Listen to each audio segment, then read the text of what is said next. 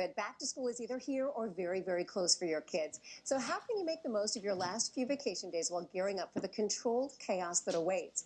Local mom, Dr. Amy Alamar is here. She's author of Parenting for the Genius, Developing Confidence in Your Parenting Through Reflective Practice. Good morning to you. Good morning. To see you again. Thanks for having me. So here we are, and you know this well because you have 3 kids going into 3 different levels of schooling. Yeah.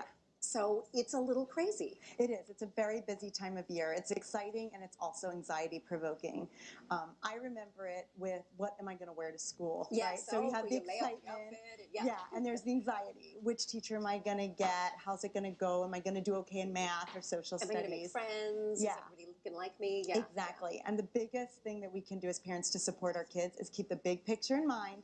And remember, this is just one more transition in many. All right, let's go through some of the helpful tips because I went through your tips and they're really, really good.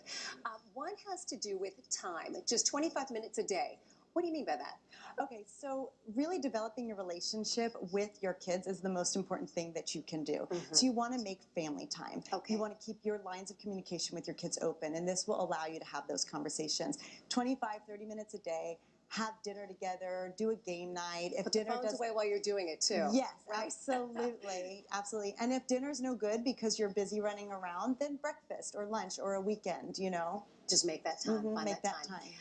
Listen and learn. That kind of goes hand in hand with the family time, a good time to listen and learn, but there's other applications as well. Yeah, remember that you're raising, in the end, a happy, healthy, independent adult. So when you think about that, you want to make sure that you're always listening and helping them to make their own decisions and be resilient. You don't want to be putting words in their mouth and helping them make their own decisions. It's tough for working parents because school starts early. That means that there's that chunk of time afterwards where you're not home yet and the kids are.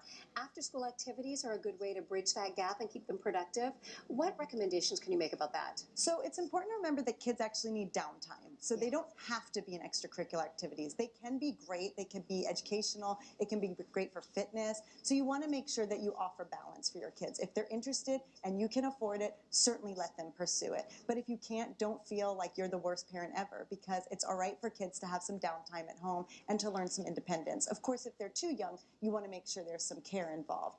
But early adolescents, they can take care of themselves, and it's nice to have the independence. We both have kids, and their friends change. And often you think, what happened to Bill or what happened to Johnny? And you make a good point. Maybe don't focus on that. Focus on the friendships they do have. Yeah, always make sure that you're supporting the friendships. If you can offer a safe place for them to be and meet, if you can offer nutritious foods for them and activity for them to find on their own, that's fantastic.